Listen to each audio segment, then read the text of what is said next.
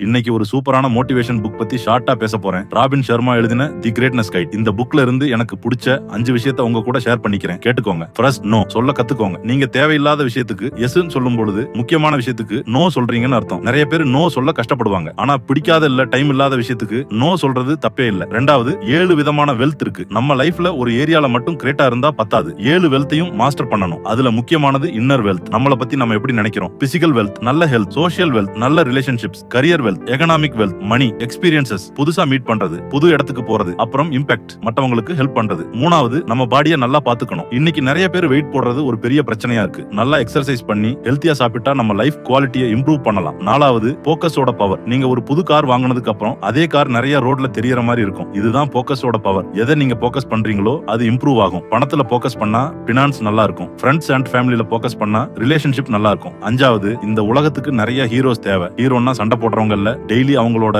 பெஸ்ட்டை கொடுக்க ட்ரை பண்றவங்க தான் ஹீரோஸ். ஒவ்வொரு சிச்சுவேஷன்லயும் பெஸ்ட்டை பாக்குறவங்க, மத்தவங்க கிட்ட இருந்து பெஸ்ட்டை எடுக்கிறவங்க. நீங்களும் ஒரு ஹீரோவா இருக்க முடியும். அது ஈஸி இல்ல, டெய்லி எஃபர்ட் போடணும். ஆனா அது கண்டிப்பா முடியும். ஞாபகம் வச்சுக்கோங்க மக்களே, ஹீரோஸ் எப்பவும் பெஸ்ட்டை தேடிட்டே இருப்பாங்க. கஷ்டத்திலையும் பெஸ்ட்டை பார்ப்பாங்க, மத்தவங்க கிட்டயும் பெஸ்ட்டை பார்ப்பாங்க. இந்த புக்ல நிறைய நல்ல விஷயங்கள் இருக்கு. டெய்லி கொஞ்ச நேரம் படிச்சாலே நம்ம லைஃப்ல நிறைய சேஞ்சஸ் பண்ணலாம். இந்த வீடியோ பிடிச்சிருந்தா லைக் பண்ணுங்க, ஷேர் பண்ணுங்க, மறக்காம சப்ஸ்கிரைப் பண்ணுங்க.